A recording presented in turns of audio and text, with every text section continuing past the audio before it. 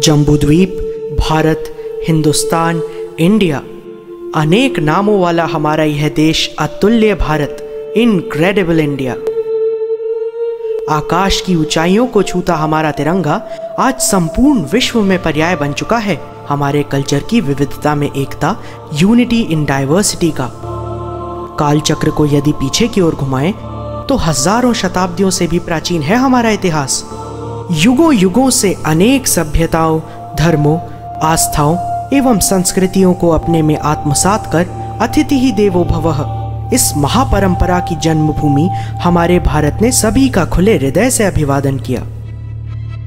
सुदूर उत्तर में प्रहरी बन खड़े हिमालय से मध्य भारत के विंध्याचल, कच्छ का रण, मरुभूमि, अरावली की प्राचीन पर्वत श्रृंखला एवं दक्षिणी छोर के समुद्र, इतने विराट विस्तार वाले हमारे भारत में एक नहीं ऐसे अनेक स्थान आज भी हैं जो अनएक्सप्लोर्ड हैं, जिन्हें अक्सर सैलानी अनदेखा कर देते हैं। यह यात्रा है जम्बूद्वीप महाद्वीप की।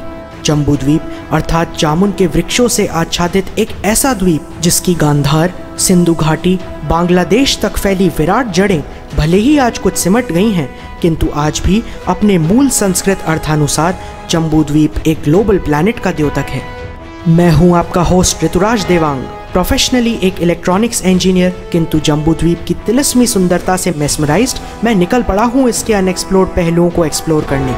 इस सफर में दर्शकों आप होंगे मेरे हमसफर, and together we shall explore Jambudweep in this journey through incredible India.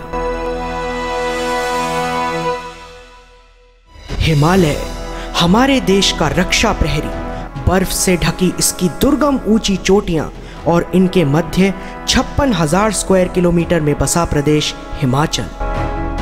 5 मुख्य नदियों की उत्पत्ति वाला यह प्रदेश देवभूमि के नाम से भी विख्यात है। पश्चिमी हिमालय की सभी 5 पर्वत श्रृंखलाओं को समेटे है हिमाचल। हिमाचल को मुख्यतः 3 विख्यात जगहों से जोड़ा जाता है। शिमला जो प्रदेश की राजधानी है, मनाली जो कुल्लू वैली में स्थित है, और तीसरा है धर्मशाला। 1992 में किन्नौर और स्पीति घाटी के टूरिस्ट्स के लिए खुलने के साथ ही नए आयाम स्थापित हुए एडवेंचर टूरिज्म और तिब्बतन बुद्धिज्म में रुचि रखने वाले टूरिस्ट्स के लिए। आज अवसर है स्पीति घाटी में स्थित 1000 वर्ष पुरानी ताबो मोनेस्ट्री को निहारने का, किन्नौर में स्थित किन्नर कैलाश श्रृंखला के ग्लोरियस कलर्स को मन में समेटने का। पश्चिमी हिमाचल का हर भाग साकार करता है अपने शीर्षक देवभूमि नाम का, चाहे हो लो लाइंग शिवालिक्स में चामुंडा, नंदा देवी के मंदिर, या पहाड़ी के डीप में बसा माँ भीमा काली का अद्भुत मंदिर सराहन में। ये सभी आमंत्रित करते हैं अद्भुत खूबसूरत पर्वतीय राज्य हिमाचल प्रदेश को एक्सप्लोर करने के लिए। इन सुदूर सुंदर इलाकों में पर्यटन आज हमारी उन्नत संचार प्रणाली एवं ट्रांसपोर्ट सिस्टम से सरल हो गया है। इन इलाकों को परस्पर जोड़ती सड़कें आज प्रॉपर मोटरेबल रोड्स हैं। भारत के इन सबसे अछूते एवं अनएक्सप्लोर्ड, अनटच्ड स्थलों में भ्रमण करने का सबसे रोमांचक तरीका है रोड ट्रैवल व ड्राइविंग। हिमालय की गोद में घुमावदार, ऊंचे नीचे जिगजैग पहाड़ी रास्तों पर ड्राइव करने का अपना अलग ही रोमांच है। देवभूमि हिमाचल की इस अतुल्य, अविस्मरणीय एवं रोमांचक यात्रा के किरदार हैं मैं व मेरे परिवार के सदस्य। हमारे भ्रमण का ढंग बड़ा ही निराला है, क्योंकि हम ट्रैवल करते हैं अपनी गाड़ी से और एक्सप्लोर करते हैं भारत के सबसे अनएक्सप्लोर्ड व सुदूर क्षेत्रों को। रोड से ट्रैवल करने के पीछे हमारा उद्देश्य भारत की विविध संस्कृतियों व स्थानीय परंपराओं से रूबरू होना है।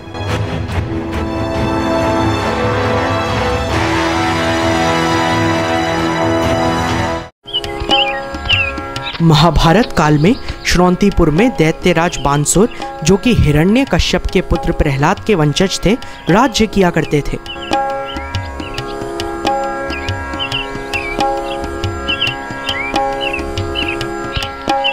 प्रस्थान करते हैं शाही महल की ओर।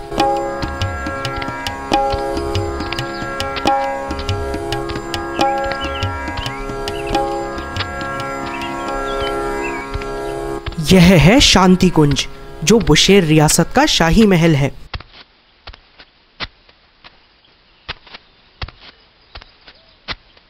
यहाँ बुशेर रियासत का शाही राज्य नजर आ रहा है। यह शाही महल हिज हाईनेस राजा पदम सिंह ने सन 1917 में अपने निवास हेतु बनवाया था। इस महल की सबसे लुभावनी बात यह है कि यह अत्यंत साफ सुथरा, शांत वातावरण वाला अद्भुत स्थापत्य कला का नमूना है। लकड़ी से बने इस भव्य महल में यूरोपियन स्थापत्य पर हिंदुस्तानी प्रभाव की झलक साफ दिखाई देती है।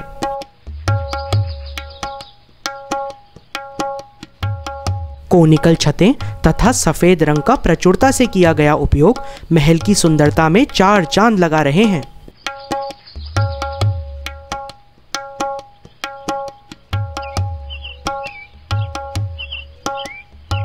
खिड़कियों व दरवाजों में बेशकीमती बेल्जियम ग्लास का भी उपयोग किया गया है।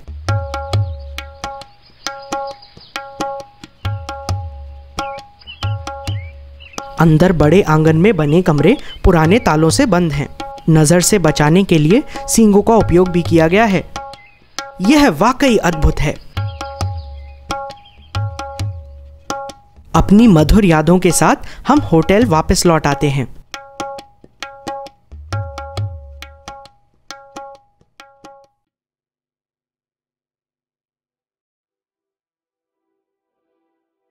अतुल्य भारत के अनफॉरगेटेबल हिमाचल की कुजीन भी अनूठी है।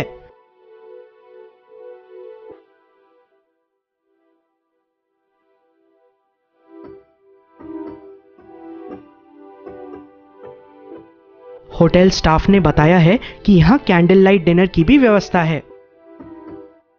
अतिथि देवो भवः की परंपरा को साकार करते देवभूमि वासियों की हॉस्पिटैलिटी भी मोस्ट इनक्रेडिबल है। Candlelight dinner with Kalpa wine. Wow! Amazing! Cheers to the spirit of travel.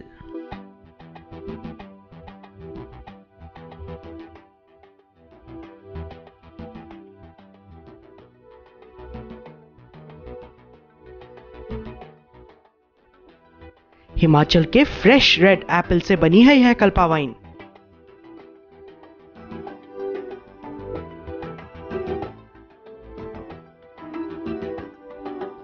वाह, इसका स्वाद वाकई लाजवाब है।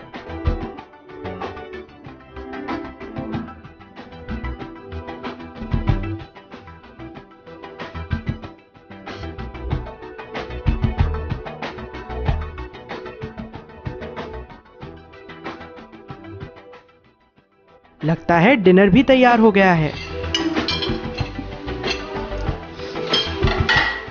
स्थानीय सीजनल वेजिटेबल से बना यह वेजिटेबल स्टीक सिजलर स्पेशली गार्निश किया गया है यहाँ की लोकल हर्ब्स व स्पाइसेस से।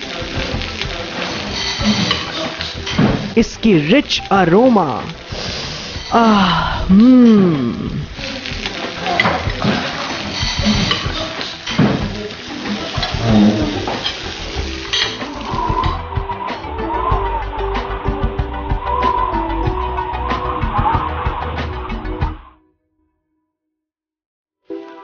एक नई सुबह और हम तैयार हैं आगे की यात्रा के लिए। सराहन से अब हम जाएंगे सांगला।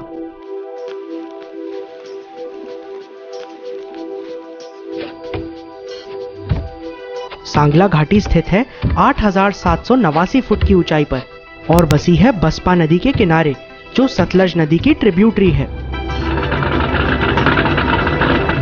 सांगला का रास्ता बेहद घुमावदार है। ऊंचाई पर बढ़ने के साथ ही रोड्स का स्वरूप भी बदलता जा रहा है।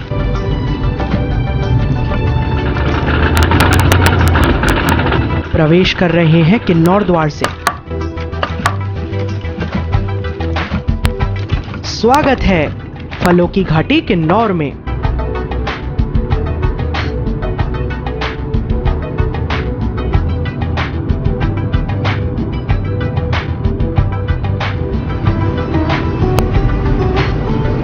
गुफानुमा रास्तों पर चलना बेहद रोमांचक है।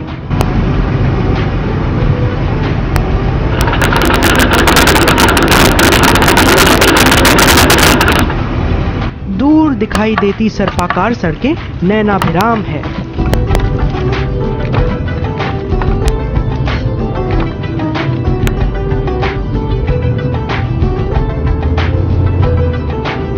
हम गुजर रहे हैं विश्व की लॉन्गेस्ट पावर टनल के ऊपर से।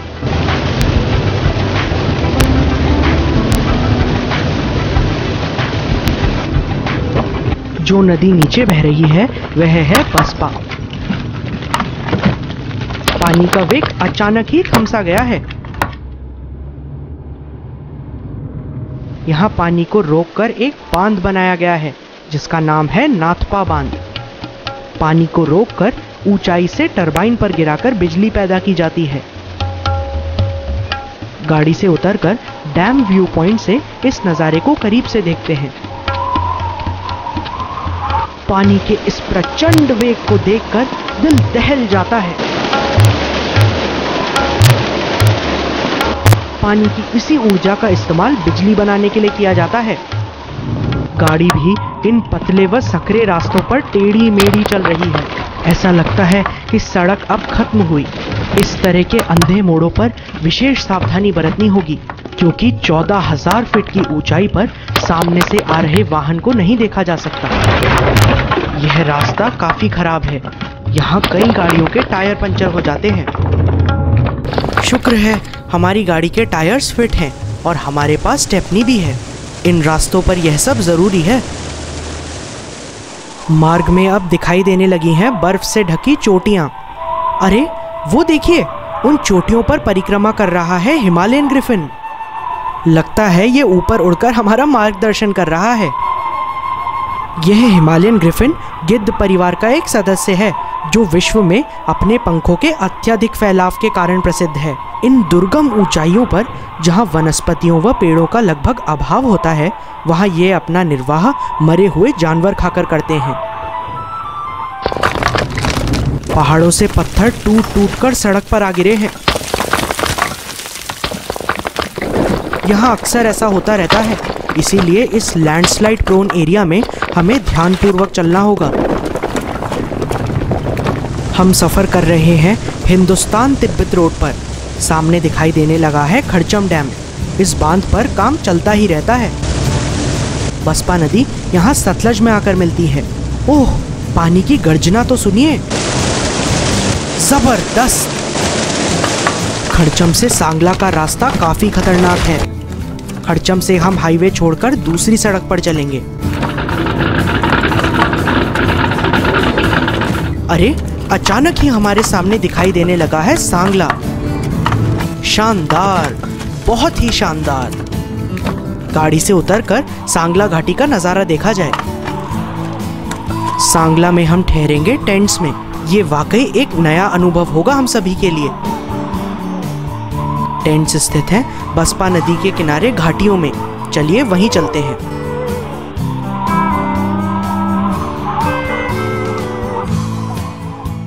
ये है एक आधुनिक स्विस टेंट। ये स्विस टेंट्स बड़ी मजबूती से गाड़े गए हैं। यह बिल्कुल एक छोटे से घर का आभास कराते हैं।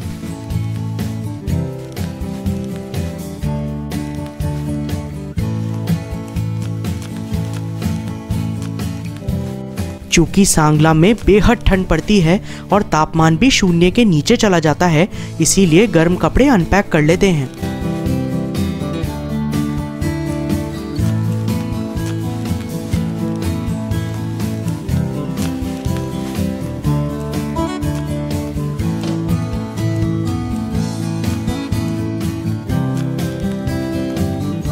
यहाँ सेपरेट वॉशरूम्स भी हैं, मतलब एक आरामदायक स्टे के लिए सभी बंदोबस्त किए गए हैं।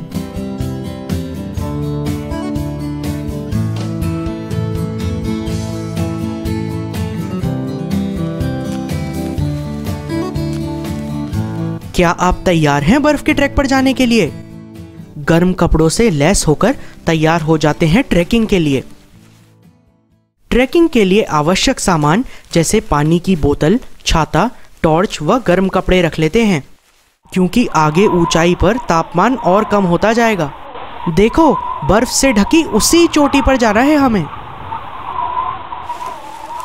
मजबूत शूज अनिवार्य हैं, क्योंकि बर्फीले रास्ते फिसलन भरे होते हैं। हमारी कैमरा क्रू के अलावा आज हमारा साथ देंगे हमारे स्थानीय गाइड केशव राम जी। इन्हें सभी लोग मामा जी कहकर पुकारते हैं। हम भी इन्हें आज मामा जी ही कहेंगे। अरे रे मामा जी, धीरे धीरे चलिए भाई, इतनी तेज हम आपका साथ नहीं दे पाएंगे। रास्ता पथरीला है। आ रहे हैं मामा जी। ट्रैकिंग में हम अपने इस छाते का छड़ी की तरह इस्तेमाल करेंगे। रास्ता बड़ा कठिन है। अरे यह क्या? ये पहाड़ी छिपकली तो इस चट्टान पर बैठकर मजे से धूप सेक रही है। भाई, धूप सेकने में हम आपका साथ नहीं दे सकते हैं, हमें आगे जाना है। हमारे बगल में साथ साथ बह रही है बसपा नदी। रास्ता बड़ा पथरीला व ढलावदार है। मामा जी बता रहे हैं कि अगर यहाँ से फिसलकर कोई बसपा नदी में गिर पड़े तो सीधा खरचम डैम में ही मिलेगा। ये आप हमें क्यों डरा रहे हैं मामा जी? अरे बाप रे, ये पुल तो क्षतिग्रस्त है और हवा भी बड़ी तेज चल रही है। लकड़ियों की पट्टियों से बना यह पुल काफी टूटा फूटा है, पर उस पार जाने के लिए हमें इसे पार करना ही होगा। अपने कंधे के बोझ को थोड़ा हल्का करता हूँ और कैमरे को डैड को थमा देता हूँ। पुल से कुछ फोटो खींचे जाएं। अरे, लगता है मैं सबसे पीछे रह गया हूँ। ठहरिए भाई, मैं भी आ रहा हूँ।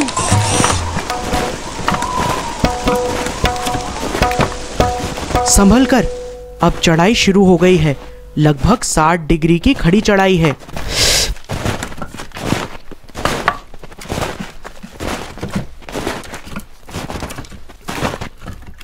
चढ़ना मुश्किल होता जा रहा है।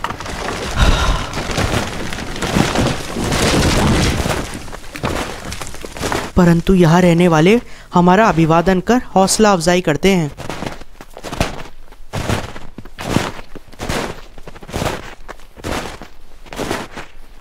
ओह, यह है यहाँ का लोकल फल चुल्ली।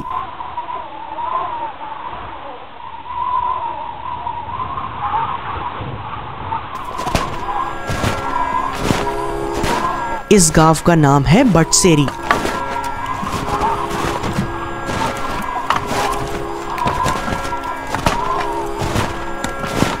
अद्भुत लैंडस्केप है।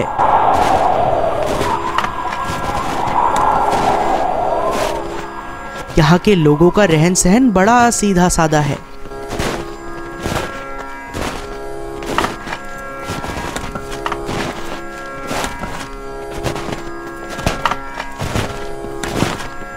यह है गांव का स्कूल।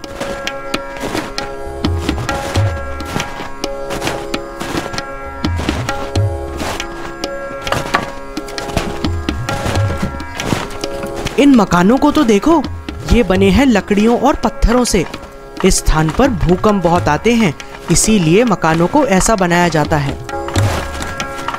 एक बहुत ही अनोखी बात, यहाँ लगभग हर बड़े घर के बाहर एक स्टोर हाउस बना हुआ है।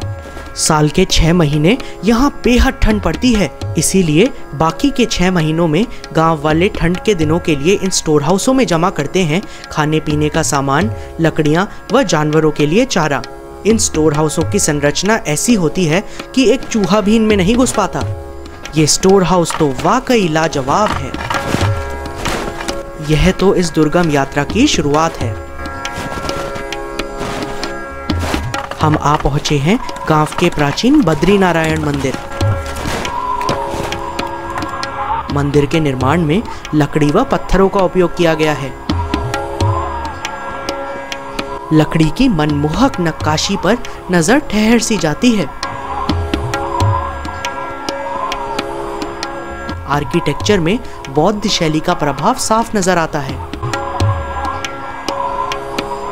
मंदिर की भव्यता तो देखते ही बनती है।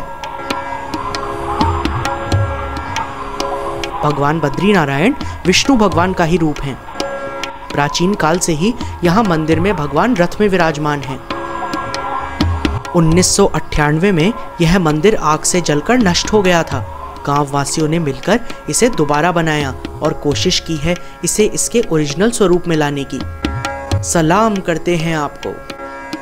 यहाँ रथ में विराजमान हैं भगवान विष्णु नारायण व भगवान बद्री नारायण।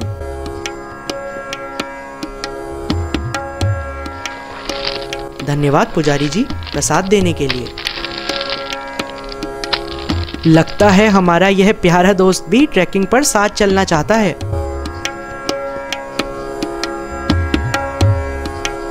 आर्किटेक्चर में ड्रैगन्स की उपस्थिति पहाड़ी क्षेत्रों में बुद्धिज्म के इन्फ्लुएंस का प्रमाण है।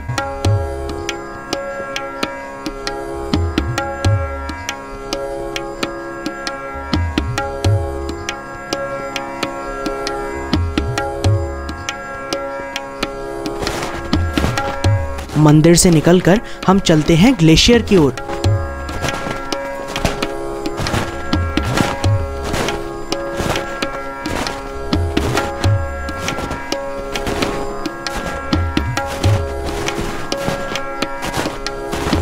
कैसे हो मेरे दोस्त? लगता है आराम फरमा रहे हो।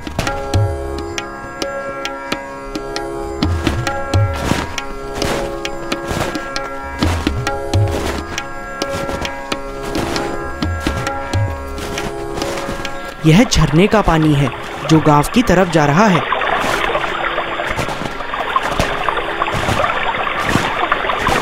पहाड़ों पर तो स्प्रिंग वाटर ही इस्तेमाल किया जाता है। इस झरने की कल कल बहती आवाज कानों में मिश्री सी घोल रही है। हमारा ट्रैक संकरा होता जा रहा है और साथ साथ पथरीला भी।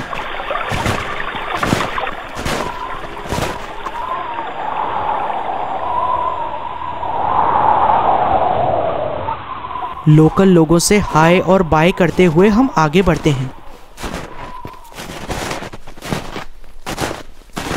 रास्ता कठिन परंतु बेहद रोमांचक होता जा रहा है। हम हांफने लगे हैं। इन कठिन रास्तों पर आपके पैरों में होने चाहिए मजबूत शूज।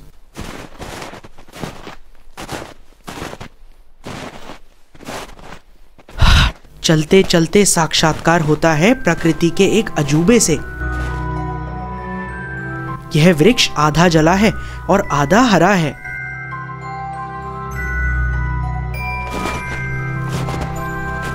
प्रकृति के ढंग भी निराले ही हैं। बसपा नदी फिर से दिखाई देने लगी है।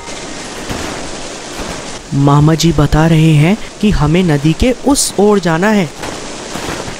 बाप रे, लगता है एक और पुल पार करना होगा। ओह माय गॉड, ये कैसा पुल है? गांव वालों का बनाया लकड़ी के टूटे फूटे पट्टों का टेम्परेरी पुल।